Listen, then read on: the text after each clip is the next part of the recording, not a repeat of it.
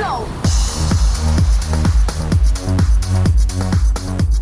Welcome to episode 145 of the Gluttons For Punishment Podcast, or GFP, a Toronto Maple Leafs and NHL podcast hosted by Michael Lepore and Anthony Bruno. He's Lepore, I'm Bruno. Thank you so much for listening and watching us on YouTube as well. Since our last podcast, the Toronto Maple Leafs fired head coach Sheldon Keefe. They are currently on a search for their next head coach. And according to Elliot Friedman, right now, Craig Berube, former St. Louis Blues head coach, is the front runner. So we are going to dig into that situation. We're also going to dig into the Mitch Marner situation, which we talked about a little bit on last week's episode. But now that we've kind of all taken a deep breath, is the right move to trade Mitch Marner, or should the Leafs actually hang on to him? So we'll get into that as well. And then Auston Matthews, he was snubbed. At least I think he was snubbed for the Hart Trophy. He wasn't named as a finalist. We'll get into that. And then, of course, we will discuss what is going on in the Stanley Cup playoffs, even though the Leafs are not a part of it as per usual. So before we get into all that, and I promise it's going to be a very juicy episode, it is time to welcome in my partner in crime, Mr. Michael Lepore. How you doing today, man? Anthony Bruno, as always, absolutely ecstatic to be here to record a pod. I mentioned last week that it was the best time of year where you can sit back and just neutrally watch hockey and enjoy the games. And I must say, I'm loving every minute of it, man. I think it's awesome that nobody's dying. Everyone thought that Colorado was dusted. Everyone thought Boston was dusted. Everyone thought Carolina was dusted. All three are back in it, man. We got 4 good series. It's awesome. Love the resilience from these teams. It's been Awesome. it's been a really good second round of the playoffs, and I hope it gets better. But as you said, yeah, we're not biting our fingernails and clenching our cheeks as we watch the Toronto Maple Leafs on a nightly basis. So Yeah. Remember when we thought that our favorite hockey team was showing resilience, and then they just didn't? they always show resilience and then let you Yeah. down when it matters most. Yeah. Very Toronto Maple Leafs. All right, man. Let's begin with the Sheldon Keefe news here. So it seemed pretty obvious, honestly, that they were going to let him go. And it's kind of crazy, Lepore, because I've talked about this so many times. Like, the Leafs had an incredible record under Sheldon Keefe. During his tenure as head coach, they had the 4th best record in the NHL. All right. So the only teams with better records than the Leafs in that time span were Carolina, Colorado, and Boston. So he was an amazing regular season coach. He obviously couldn't get the job done in the playoffs. They only won 1 playoff series under Keefe. So first of all, before we get to like Craig Berube and who might be a good fit here, what are your thoughts on Sheldon Keefe getting fired? And then even his video that he posted on Twitter that I thought was a really nice touch. Yeah. We talked about it last week, and we were both kind of assuming that it was a done deal, that by the next time we recorded, Keefe would be let go. I'll put it this way, Bruno. I don't think anyone was shocked by the news, and I don't think anyone, I mean, let's face it, we're Toronto Maple Leafs fans. There's always a lot of internal debate among fans. We're seeing that now with, should we trade Mitch Marner? Who should our next coach be? There was no real argument for Keefe at this point. I think we were all in consensus that, yeah, this guy, we acknowledge it. He's had great regular seasons, but it's a winning and losing business, and he was losing when it mattered. So it was time to move on. I'm grateful for his time.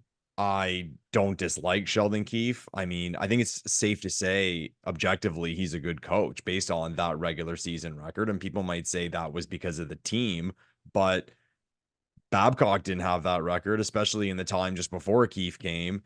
And we're in a league now where I think it's like everyone except for 5 or 6 teams, maybe 7 teams, aren't spent right to the cap. So it's not like the Leafs have this huge advantage over everyone. And you could argue maybe they're better built than other teams, but that's a whole other discussion. But it was time. It was time. There was no one throwing their drink at the television when they found out Sheldon Keefe was fired. So here we are, the next chapter of the history of the Toronto Maple Leafs with a new coach. Yeah, even the biggest Keefe supporters like myself, like not even guys like me could really, get mad about this. I think it was time. He was great in the regular season, but it just got to the point where this team needed a change. And I hate Lepore, like the whole like make a change for the sake of making a change. But I think in this case, it actually made sense. It was just time to move on, get someone else in here. Now, it remains to be seen if they're going to make the right decision with the next head coach, because as of right now, it seems like Craig Berube is the front runner, at least according to Elliot Friedman on 32 Thoughts. I'm going to say it right now, Lepore. I don't feel great about Craig Berube here. Mm-hmm.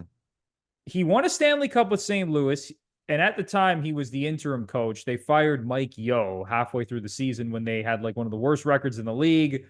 They make Berube the interim head coach. Jordan Binnington comes up from the minors. Next thing you know, this team goes on a crazy run, ends up winning the Stanley Cup, beating the Boston Bruins in 7 games.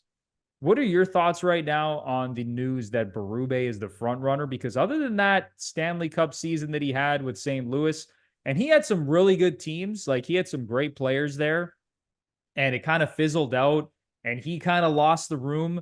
Like I remember he kind of had a spat with Jordan Kyrou, I want to say.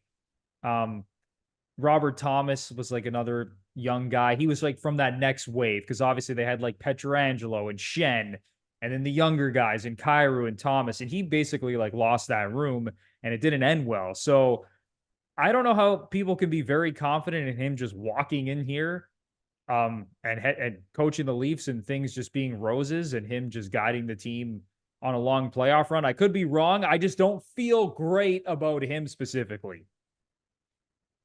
What this era of the Toronto Maple Leafs has done to me, Bruno, is, let's face it, before Matthews, Marner, Nylander, Tavares came along, we were a bad hockey club, full stop. So, I mean, you can poke fun at it now, but the discussions among Leafs fans were, oh, we need this coach, we need this GM, we need a number 1 center, we need this D-man.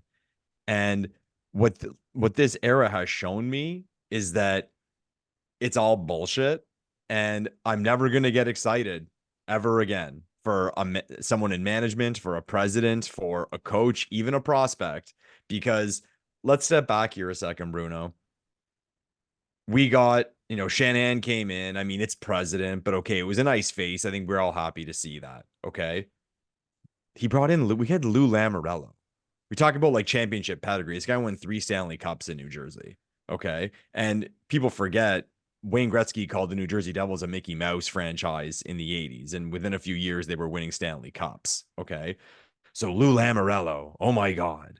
We brought in Hunter, who is the builder of the London Knights, Dubas, the whiz kid. And then in comes Babcock, the coach everybody wanted. There was so much hype, the big contract, everything.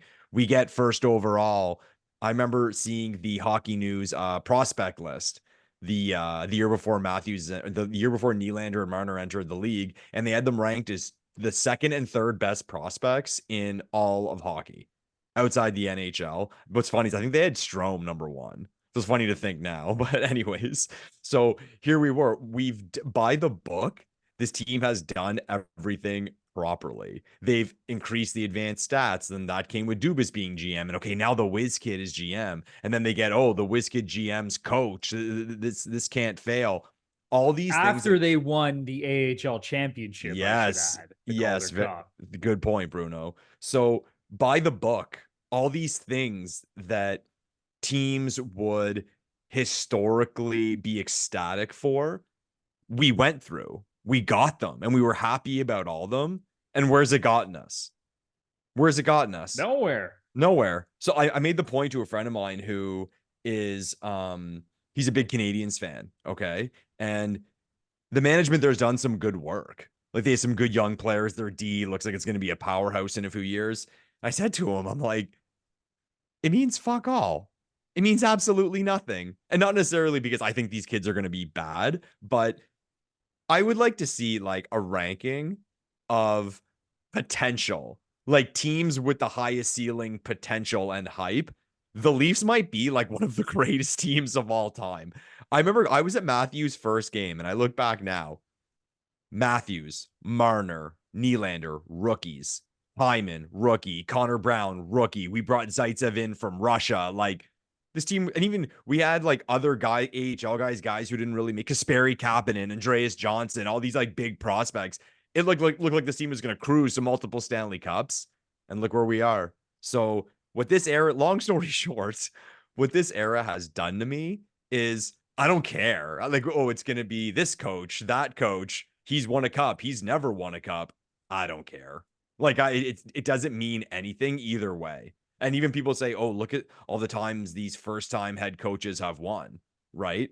And yeah, but that doesn't mean if you hire one, he's gonna win. And then if you hire a guy who has the pedigree and has won, I mean, what does that mean? Just because something works somewhere else doesn't mean it's gonna work in another area. But you said you're not too excited about it. I honestly think the only coach I would be like, fuck yeah about is John Cooper. Yeah, I think actually, that was the name that I had in my mind as you were going on your rant there. Like, that was the one guy that crossed my mind. If he somehow couldn't agree to a deal with Tampa, and I don't know how long he's under contract for, but I mean, there was rumors that they might fire him potentially. He's the one guy to be like, holy shit, we got John Cooper. Yeah, exactly. And that's fair. I mean, and I think with that, how I always say with coaches, what the hell do we know about how good or bad a coach is? We don't know shit. We just judge it based on their personality and if we like the guy. And Cooper seems likable, and he seems like a guy who could handle the Toronto media. So I think that's why we feel that way. But again, it doesn't mean he'd be successful. Jesus, who knows? Maybe he gets in there and Matthews hates his guts. Now we got a problem. We don't know. So I don't care. I don't care. And even people like with McLennan, people are freaking out. Like, oh my God, not him. Who knows? Maybe it works out. Maybe his DNA matches this team's DNA in a beautiful way and they go on to great things. I'm done being excited. I'm done caring. And that doesn't mean that I am not cheering as hard as I have ever cheered. It doesn't mean I'm not cheering like I was have in the past, but I'm done getting excited for the potential of things and what should be. So we'll leave it to John Cooper being named head coach and Connor McDavid signing as a free agent for a discount. I'll leave those as the two things that will get Michael Lepore excited about the future potential of the Toronto Maple Leafs. I have strong opinions of players and, of specific games that I've watched. Let's say issues in the game of hockey. But when it comes to coaches, like, I don't know about you, Lepore, I just don't have a strong opinion either way. And I know I said I'm not a huge fan of Craig Berube, but it's like you said, like us fans kind of sitting at home, even guys like me and you who have played hockey all our lives, we don't really know the X's and O's when it comes to like coaching an NHL team. I don't really know how good of a coach Craig Berube is, or Joel Quenneville, or Gerard Gallant. Like, I don't know, honestly. And all we can base it on is, as you said, how they've interacted with the media in their past jobs, their head coaching record, trends that we've noticed with some of the teams that they've coached. Like, how often do they play their stars? Do they like playing young players? Like, what do they do with their power play? Like, outside of those things, it's kind of hard to gauge like how good a coach actually is. And as you said, right, we don't know who the right coach for this team is because we've seen it all. As you said, Babcock came in, Stanley Cup winner, 2 Olympic gold medals with Team Canada, most sought after coach in the league. That went up in flames. Sheldon Keefe comes in, absolutely no head coaching experience, really young at the time. Like Sheldon Keefe, when he was hired as Leafs head coach, I don't even think he had turned 40 yet. No, I think he was like 38 or 39 when he got the job. He's born in 1980. Like, this dude he's a pretty young guy. So he came in with absolutely no NHL head coaching experience, despite winning a championship in the AHL, all his success in the Ontario Hockey League. So that didn't work either. So I don't know what the hell is going to work at this point. Honestly, at the end of the day, this really just comes down to the players. How is the roster constructed? How good are the players going to perform in the playoffs?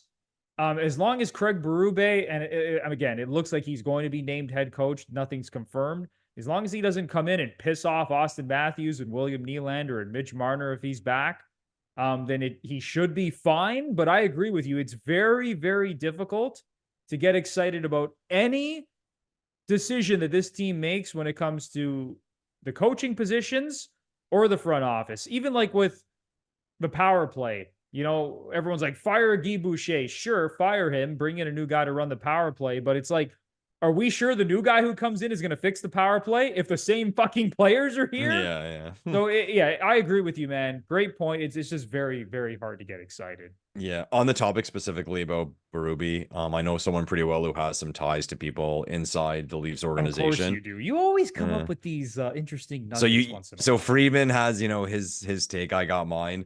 I've been told that it's Berube. That it's essentially holy shit. Are you breaking news right now? Breaking news on the GFP podcast. I've been told that it's pretty well signed, sealed, and delivered that it's Berube. Wow. Yeah. Okay. You don't do this very often, so but when I do, have I ever been wrong, Bruno? You've been right. Probably. You've been right most of the time, honestly.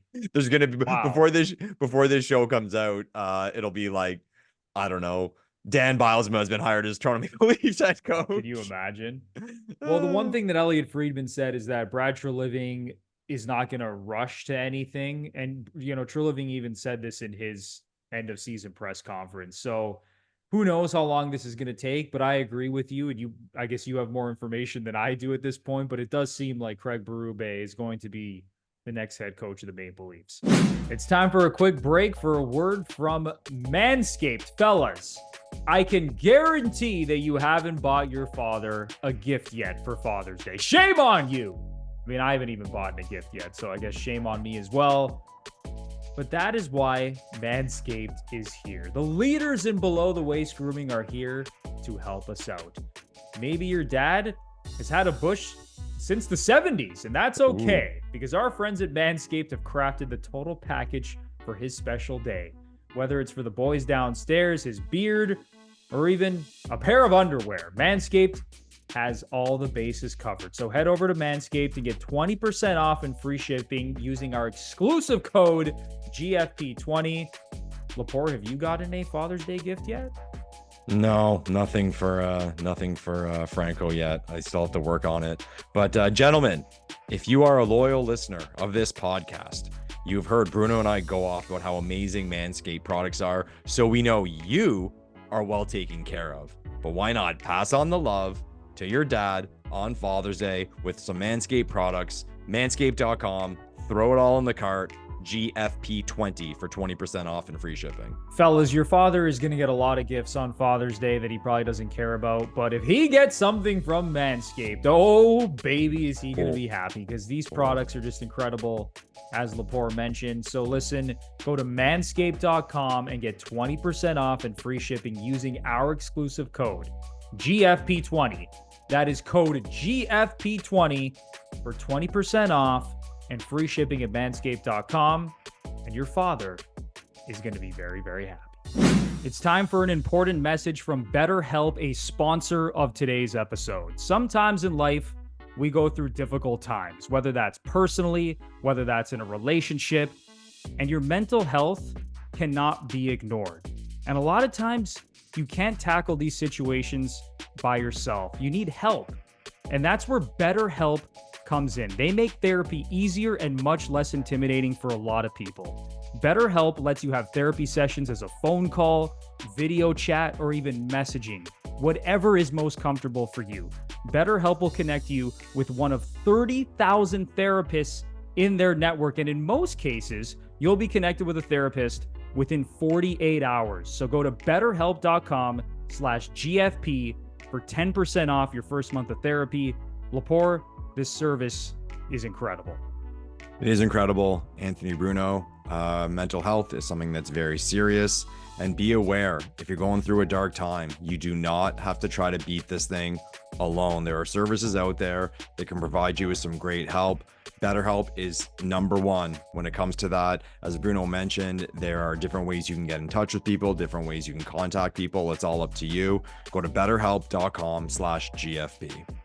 Join 4 million people who have used BetterHelp to live healthier and happier lives. So go to betterhelp.com/GFP for 10% off your first month of therapy to connect with a therapist and see if BetterHelp is right for you.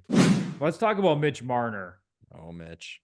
Mitchie. Because now that we've had a week or so to actually calm down and take a deep breath and not be extremely pissed off at Mitch Marner for everything that has gone wrong with this team. And, there was a whole week where everything that's happened with this team during this era, it's all being blamed on Mitch Marner. We hate everything about him. We need to get rid of him. He's what's wrong with the culture, and he screwed up our salary cap, and he demands all this money and this and that. The more I had time to think about this, Lepore, I actually think it would be pretty crazy if this team traded Mitch Marner. I think this team needs to just kind of wait another year. Listen, do everything in your power to get John Tavares to waive his no movement clause and get that money off the books. I mean, I think that's the obvious first move here. But again, I'll say what I said on the last show. Be very, very careful what you wish for here with Mitch Marner. Now, if he's going to come in and demand some outrageous money and he wants all this, he wants $2-3 million more AAV than Nylander, that's where I draw the line and I say, see you later.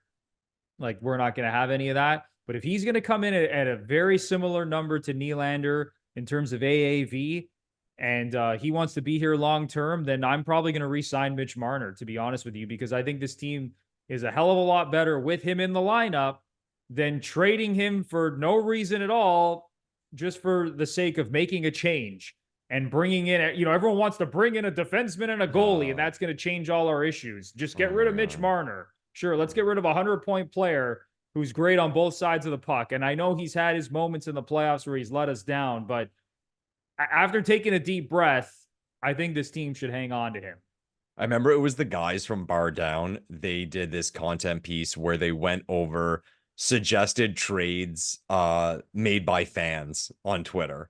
And they were just laughing at them, like how bad these trades were for one side or the other. You could do like a 30-minute skit on the trades on Twitter that you're seeing for Mitch Marner. It's like Marner for random overpaid defenseman and a first round pick. Like, why would the Leafs do that? Like, for Darnell, this team has Matthews and Nylander locked up long term. They want to win. They're in win now mode. So they're just going to trade Mitch Marner for a defenseman and a first round pick. Yeah, I've heard Seth Jones. I mean, you see Darnell there. It's like it's not going to happen. But you mentioned the Tavares thing. I'll touch on that quickly. Okay, we need him to waive. No, what we need to do with John is we need to convince him to fake an injury during the season, go on LTIR, and then come back for the playoffs and then re-sign at a discount. That's the conversation that we had with John.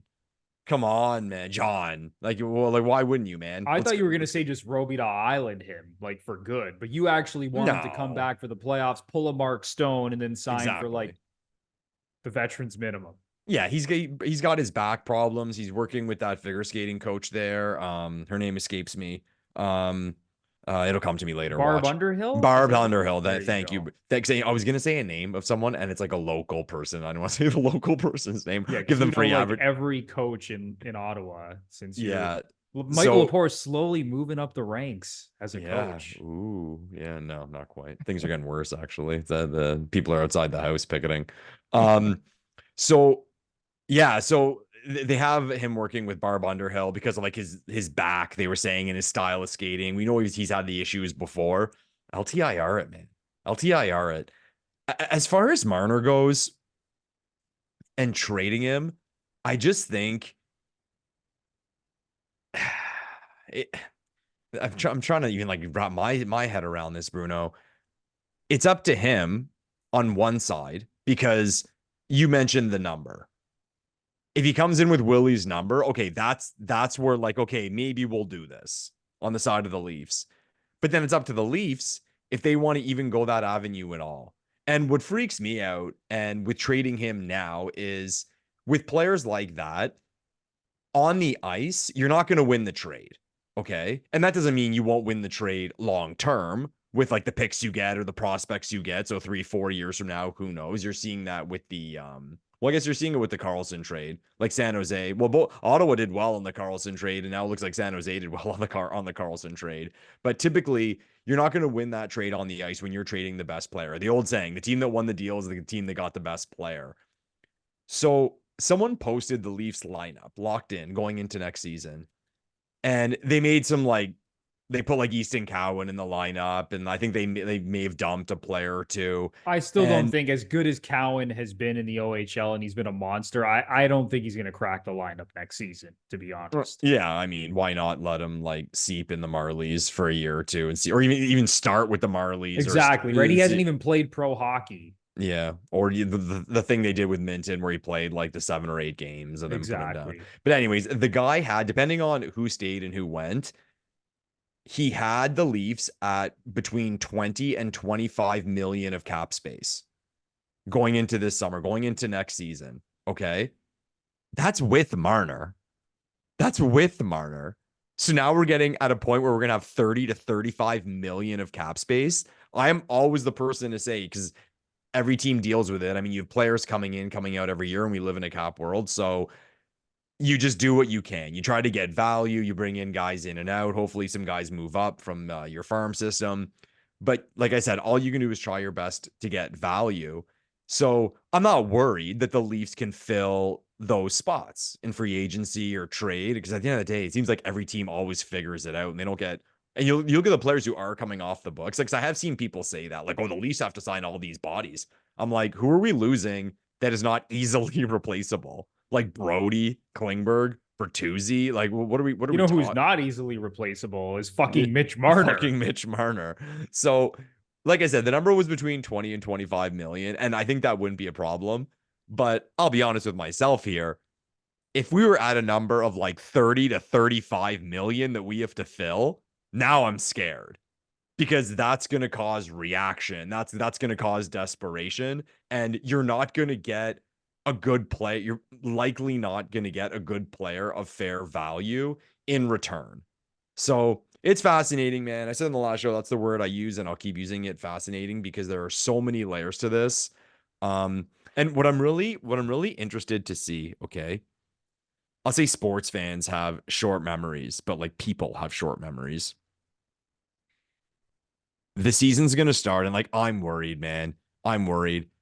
Opening night, they're announcing the lineup. Like, are the fans going to boo Marner? Like, are we going to see shit like that? And I won't be surprised. I'm saying, like, I won't be surprised. I'm putting possible. it out there. If totally. He doesn't sign an extension, if he goes into the season and he's kind of in limbo, hasn't signed an extension, yeah, man, it could get dicey. It might be worse if he does sign an extension, how much everyone hates him now. That's why I don't think they can do it, Bruno. I think we talked about it on the last show. Even if they want to sign him, if right now he wants to sign Nylander's deal and the Leafs want him to sign Nylander's deal, I think they're going to wait. So I want to test the memories of Leafs fans. If the season starts, okay, and Marner's got like 30 points in his first 20 games and he's on fire, what's the mood going to be?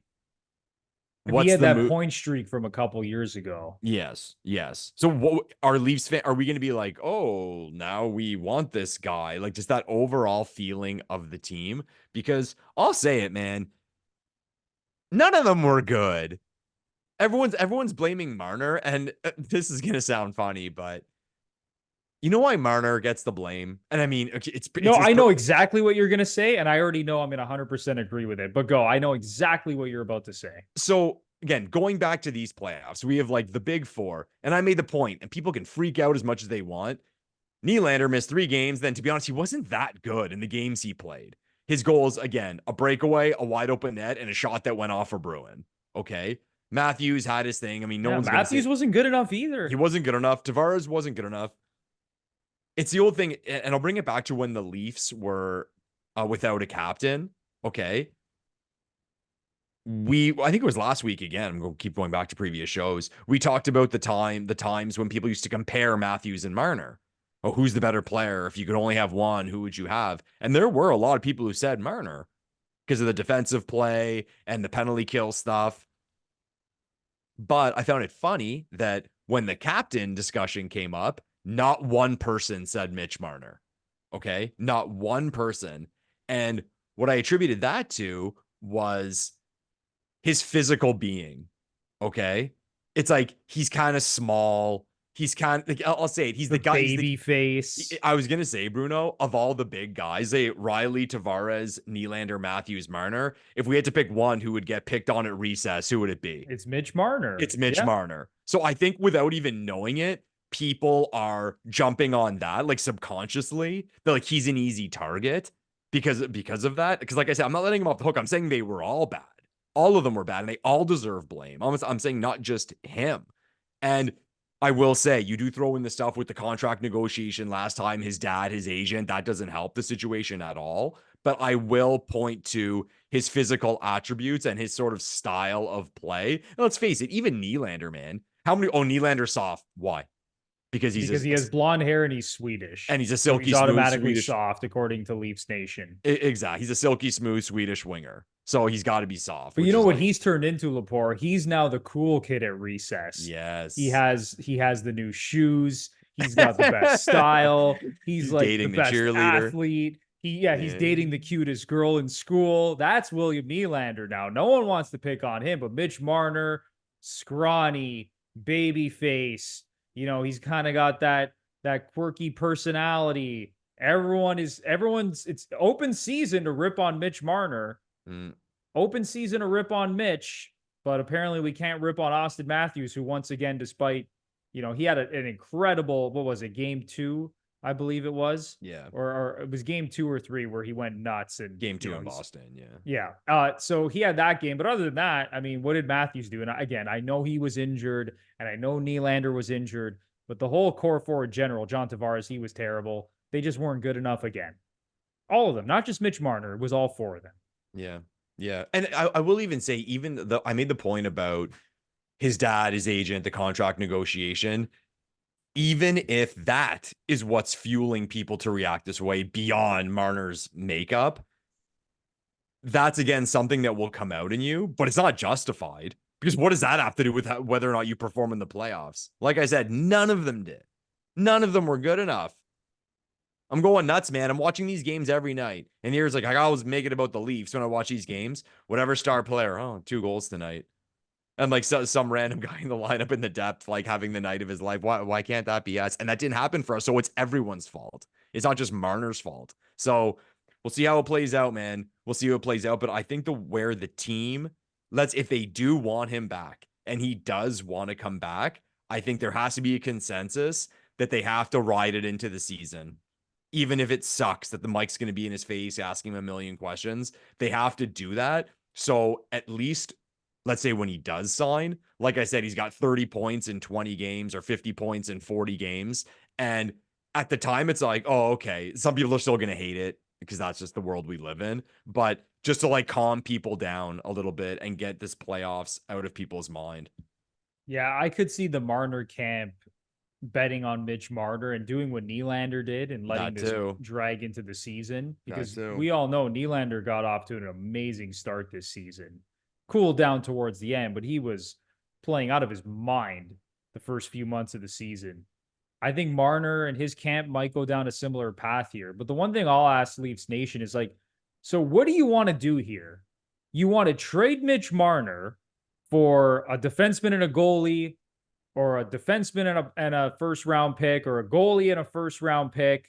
So then he's going to be off the books. And then what are you doing with John Tavares? So you're going into next season then with Nylander, Matthews, Tavares, whatever you get back in the Marner trade. Then Tavares comes off the books. Then you have more money.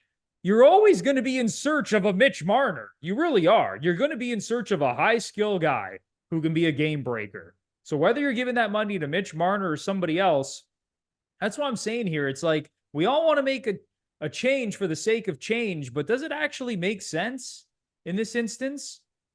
What I would do, because all of their ages line up, Marner and Matthews are the same age. Nylander's 1 year older. Move into the future with those 3 guys, get John Tavares off the books, and then be better with how you allocate that money throughout the lineup.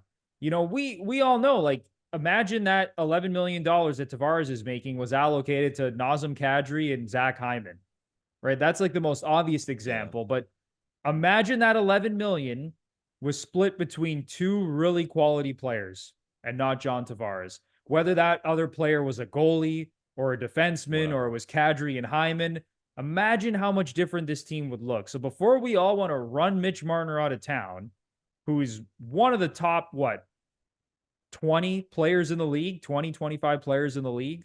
And maybe I'm being a little bit too high there. Like, I don't know. He's a Maybe you can go back-to-back first team All-Star, Bruno. That's not a hot take. exactly. I don't think it's that hot of a take. Maybe he's fallen a little bit outside of that range, but again, be very careful what you wish for here. So instead of yelling and blaming everything on Mitch Marner, let's take a deep breath and understand that maybe it's not the greatest move. And maybe you think I'm crazy and you can tell me in the comments. Another thing, Lepore, the free agent class is terrible. I looked at it today. This coming free agent class is garbage. Yeah, and we're not getting like Gensall. So no. So for everyone who thinks, oh, we're gonna have all this cap space and we're just gonna bring in all these new players in free agency, go take a look at the upcoming free agent class because you might puke. Yeah. So, what you said, Bruno, about like reallocating Tavares's cash and moving forward with Nylander, Marner, Matthews. So, and we're going to find out, I think with John, we're going to find out in a hurry because I think it's the opposite with Tavares. I think it would calm everyone down because like people want him out of here now. I mean, some people love John, some people don't. I mean, everyone agrees he makes too much money, but I think it would calm everyone down if he signed quickly on a discount. Because then at least there's the thing of like, okay, well, look what the future holds. And I've broke it down before. Matthews got his raise. Nylander got his raise. Marner's gonna get a raise. I mean, it's the way hockey works. But Tavares, his pay is gonna go down. And again, it's not about the numbers, it's about percentage of the cap. So two things. Number one, the total amount should be about the same as it is now, with if Tavares signs for less. And now the cap should actually go up. The cap should go up unless another COVID happens. So the situation would be better. So like to your point about like, okay, re-signing Marner and then better allocating the cash. Well, if they get Tavares for $4 million, I mean, that still leaves $7 million for other things. And I know you want Tavares gone completely. Yeah, I want him gone just completely. Why is that? Why is that, Bruno? I don't like him as the captain. And again, I know we talked about like, listening to coaches talk to the media and how they interact with the media. I don't like how Tavares interacts with the media. And I don't know, maybe it's the way that MLSE and the Leafs are like coaching these guys to interact with the media and they don't say anything. They have like no personality. I just don't love the way that he represents this team. And again, I think he does a lot of great things like off the ice. He's a consummate professional. Like I have no issue with that, but I just need a little bit more. Like I need like a Morgan Riley personality to be the captain. I can't just have a robot going up there every day, just, saying the same boring thing. And I don't know, maybe you can say I'm crazy for thinking this way. I just don't love his personality and the type of guy that he is. Again, I'm sure he's a great guy off the ice. I'm sure everyone loves the guy, but he's just not doing it for me, man, as the captain. He's not doing it for me. And I just think that they have to move past him. And I think they got to strip the C of him. They got to strip him of the C. I don't know. Give it to whoever you want. Give it to Matthews. Give it to Riley. And I don't even think they should consider bringing him back unless it's like a very, very low contract, which I don't even think he's going to want because it's not like he's that old. I would just get rid of him completely and move on. He's still a good player. Like the number right there with like $4 million. And he got, because I think once you get into 5, 6, 7 million, no, that's where it is a discussion. That's too much. But like, I'll ask you this, Bruno. So it's July 1 and the Leafs call a press conference. Okay. They sit down and the brass says, they lean into the mic and they say, we would like to announce that John Tavares has signed a 3-year, $12 million deal. Okay. We'd also like to announce that Auston Matthews is the new captain of the Toronto Maple Leafs. And Tavares is there with the C, all that, passes glory. It's this beautiful moment where he passes him the C. Are you at issue with that? I can get behind that a little bit, Lepore. You're starting to convince me a little bit, but I told you I want Tavares gone because like this guy, honestly, if he's going to play in the top 6 moving forward, I think he has to be a winger. Sure. And maybe people thought I was crazy at the beginning of this season, going back to the preseason, when I said that Nylander should be a centerman for this team because I think he's that good.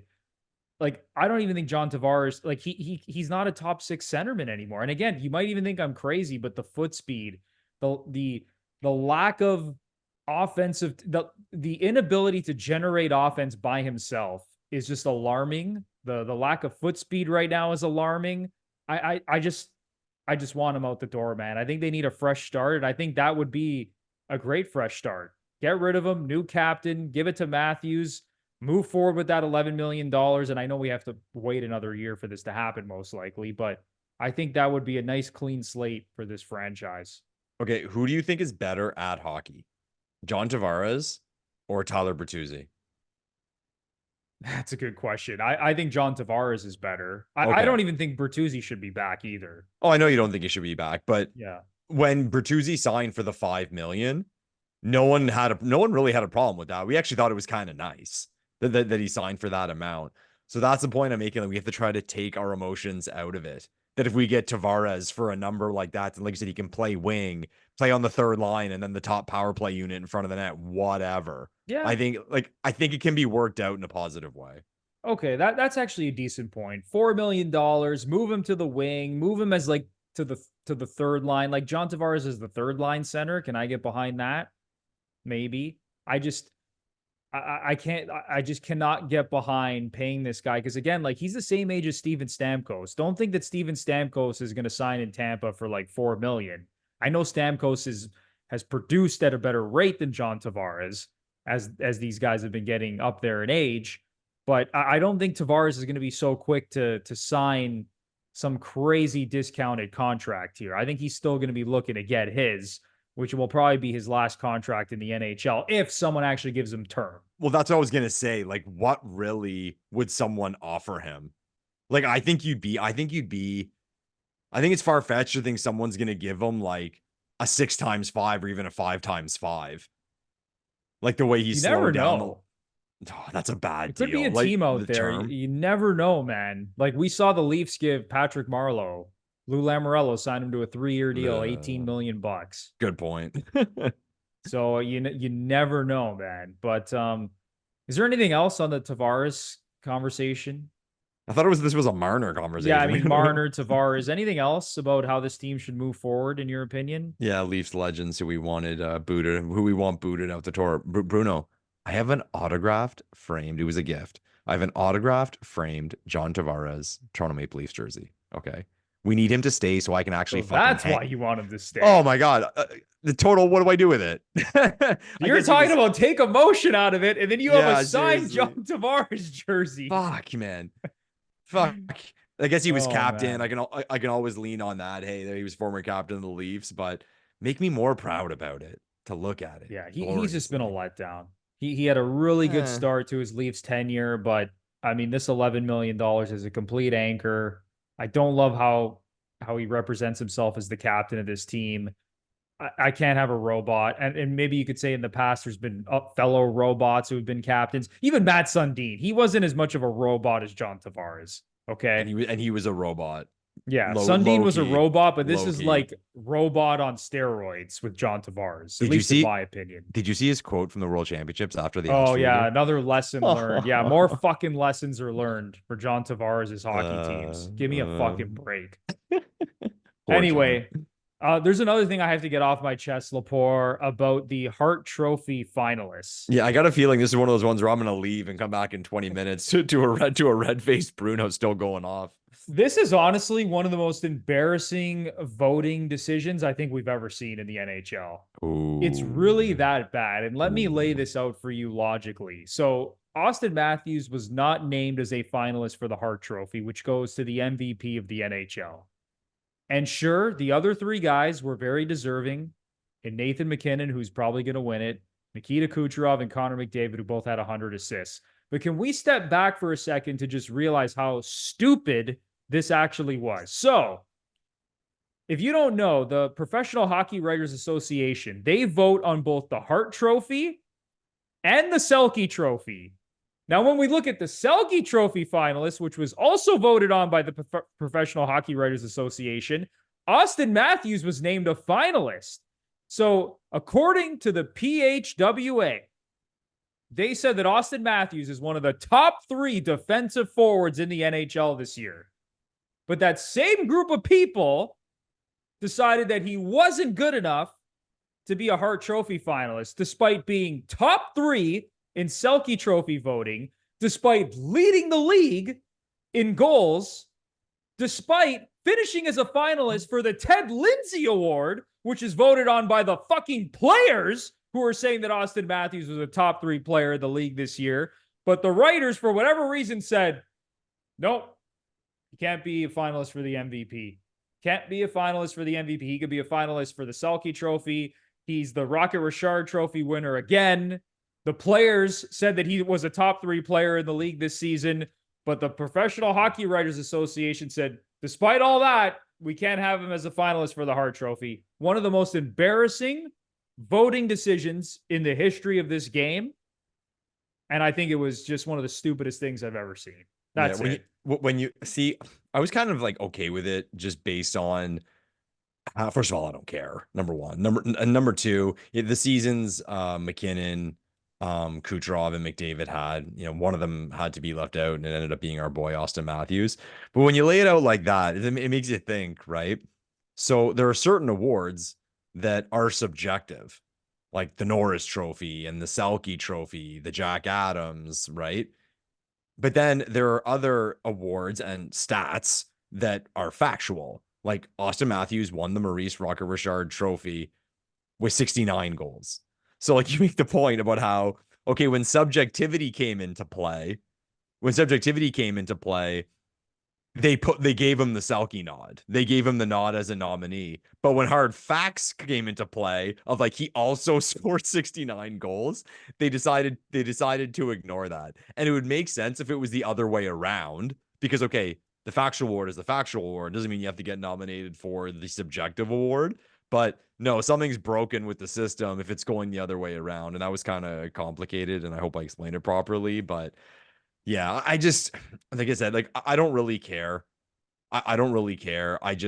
To me, it's about the guy who has the best season. And do I think he should win it? I don't know. Like, even if he was nominated, and if he was nominated and didn't win, like, would we care? And I'm not saying he should win. Like, that's not what I'm pissed about. What I'm pissed about is that he wasn't even named a finalist for the award. Yeah. That's what pissed me off. What's interesting, and how stupid this sounds, had he got 70, would he have been nominated? Yeah, then he probably would have been a finalist, which is so stupid. That's what's stupid. Yeah. It's one goal. So how about if Kucherov finishes with 99 assists and Matthews finishes with 70 goals? Do they all of a sudden switch spots? Or McDavid? If McDavid finishes with 99 assists, Matthews with 70 goals, do they switch spots? Like, think about how stupid that is when you say it out loud, because he didn't hit that specific number, even though he had one of the greatest goal-scoring seasons literally of all time.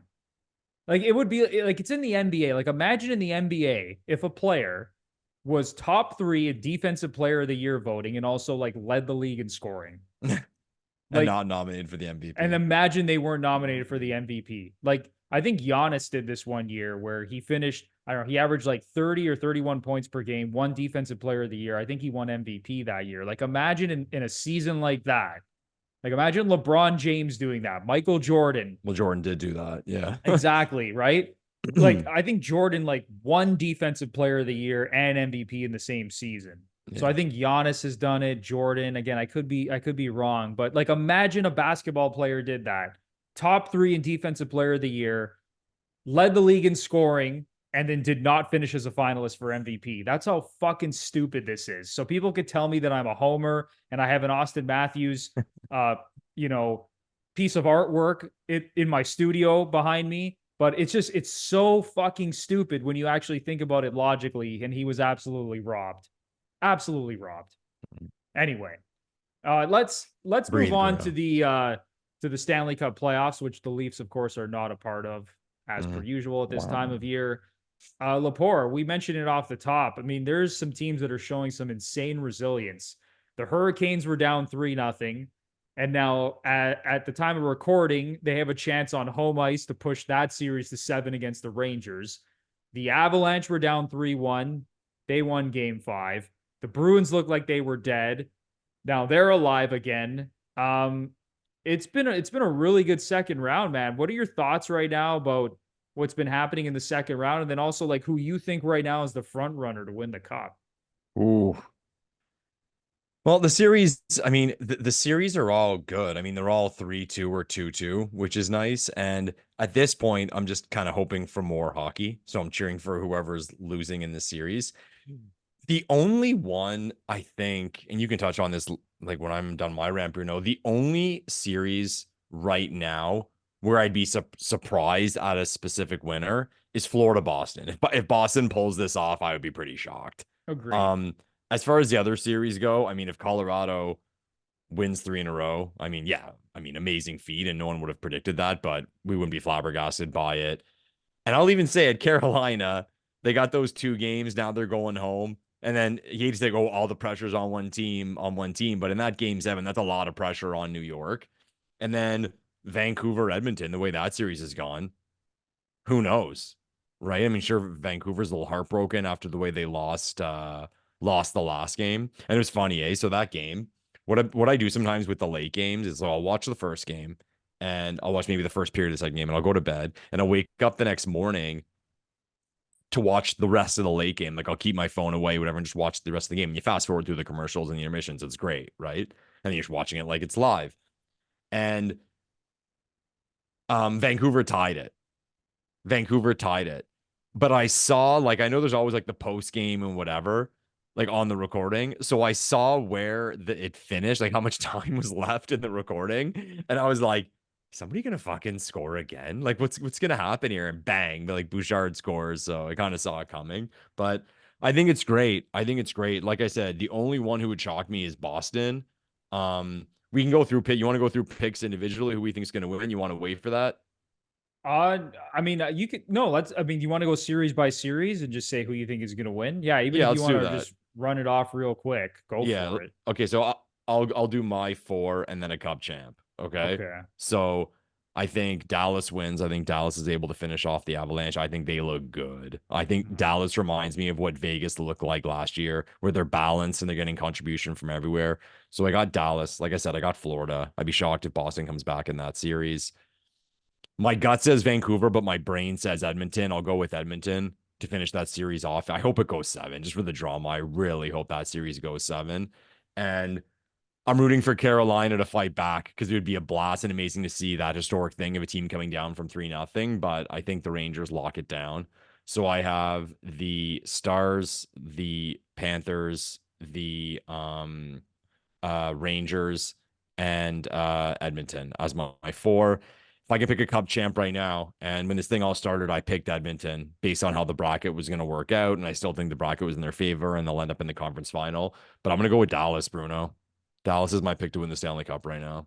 Yeah, Dallas is legit. And if you look at the betting markets right now, they are the betting favorite. Oh, really?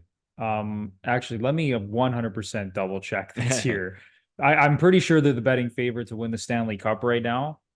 That's also at least somewhat based on the fact they're leading their series and Edmonton is tied in their series. Exactly, I'm right? sure, So this thing so could change like tomorrow. night to night. Yeah. But yeah, no, Dallas, I mean, it's hard to disagree, man. That was like one of my teams heading into the playoffs as well. Like, I think they're a hell of a team. And yeah, I mean, right now they're basically the betting favorite to win it all. But I completely agree with you just across the board. Like, I have Florida beating Boston. I have Dallas beating Colorado. As much as I want Carolina to win this series, and I picked them before the series, I think the Rangers find a way to get it done.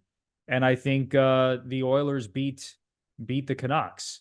It's been an interesting series because like the Oilers can't trust their goaltending right now. They're still scoring a ton on the power play, and the Canucks are riding Artur Shilovs. Like it's just, and Pedersen is like, falling off a cliff in terms of his production. So I can't wait to see how that series plays out. But I am sticking with the team that I said was going to win the Stanley Cup, going back to the start of the playoffs, and that is the Florida Panthers. I think they have a pretty nice road here. Honestly, even to the Cup final, because let's say the Rangers win. I think they don't mind playing the Rangers because they are not as good 5-on-5 as the Carolina Hurricanes are. And the Panthers are a team that has really good special teams as well. So I no matter what, I would take the Panthers to beat the Rangers or Carolina. I just love their makeup. I love them top to bottom. I do agree with you that the Dallas Stars are an awesome team top to bottom, but I'm sticking with my Florida Panthers, man. Okay. As much as I would hate to see that. My buddy messaged me. Like I have a lot of friends in Florida. I spend quite a bit of time there, the wife and I. And we were talking, we're like, if the Panthers and Panthers fans, if you're watching or listening, let us know in the comments. If the Florida Panthers won the Stanley Cup, my buddy asked me, where would the parade be? Yeah, would anyone even care besides me Well, because I just picked them to win the cup? like I've been to quite a few Panthers games. Like when I'm there, if there's a game, I'll go. And the arena is next to it's like next to an outlet mall. It's next to Sawgrass Shopping Center, and it's just like a huge parking lot. And that area is kind of residential, so like it wouldn't be around there. And I was thinking, I'm like, I don't know, downtown Fort Lauderdale, Los Olas Boulevard. But the way the city's kind of designed, it's like small streets and kind of boutiquey. So I don't know. They might either they're gonna have a big problem or nobody's gonna go, and it's no problem at all. It's no sweat. Or would they just pull a Tampa Bay Lightning and just like have it on the water? And to They could do that. kind of distract from the fact that Can't you nobody picture cares. it? Just Paul Maurice just getting buckled at that Stanley Cup parade and just having an amazing speech. Oh man, I can just picture it right now. Matthew Tkachuk, Paul Maurice. They can't win. Man. I do not want. I'll say it. I do not want Florida to win the Stanley Cup. It's so gross, man. It's so gross. And people may have a problem with this, but I'm not going to root for teams where you can get into a game for like $13 because you don't have fans. It's a fact. You don't have fans. You don't have people willing to watch your team play hockey. I don't want your fan base to get it. That's the way. That's the way I feel. It is pretty embarrassing. I'm not going to lie, but I'm sticking with them because that was my team. Even going back to the preseason, I've been very bullish on this Panthers team this year. So I want to see them hoist the trophy. But Lepore, is there anything else you want to get off your chest before we wrap up this podcast? No, when we went into like insider / prediction mode on this show, Bruno, if Florida wins the cup and Berube is named the Leafs next head coach, like we're gonna get some street cred here, man. Elliot Friedman, who, when you have Michael Lepore breaking news on the podcast, unbelievable. As my smoke alarm goes off right now, I don't know if you could see the lights flashing on, and I don't know if you could hear the piercing noise, but I'm trucking through the end of this podcast, Lepore. Yeah, Bruno's girlfriend's making him dinner, and she's doing the impression of my Nona Rosa waving the cloth at the smoke alarm after she's cooking patatine frite on the stove. That's exactly what's going on. Oil splashing, right now, I don't know what is going everywhere on upstairs, but it is it might be a disaster up there. Bruno, man, this thing's been going for a while, man. You might start to be afraid the house is gonna burn down. No, I got to stay inside to finish the podcast. Okay. Go down like the Titanic, man. You fucking go down with the boat. Just like the Toronto Maple Leafs. Yes. How fitting would that be? Local podcaster dies while talking about the Toronto Maple Leafs in burning fire. We got clicks. Oh my goodness. We'd get clicks. Oh God. All right. On that note, that's going to do it for episode 145 of the Gluttons For Punishment Podcast, or GFP. Hopefully I survive finishing off this podcast here. But yeah, listen, if you've been listening to us for a while or you're a first-time listener and you really enjoyed the show, please give us a 5-star rating and review on either Apple or Spotify. We would really appreciate it. And if you're watching us on YouTube and you really enjoyed the content, it would be amazing if you smash the like button, subscribe to the channel, ring the notification bell down below, and leave a comment with your take on some of the things we discussed on today's episode. That would be awesome. So for Michael Lepore, I'm Anthony Bruno. Enjoy the rest of the Stanley Cup playoffs, and we will chat very, very soon. Thanks, everyone.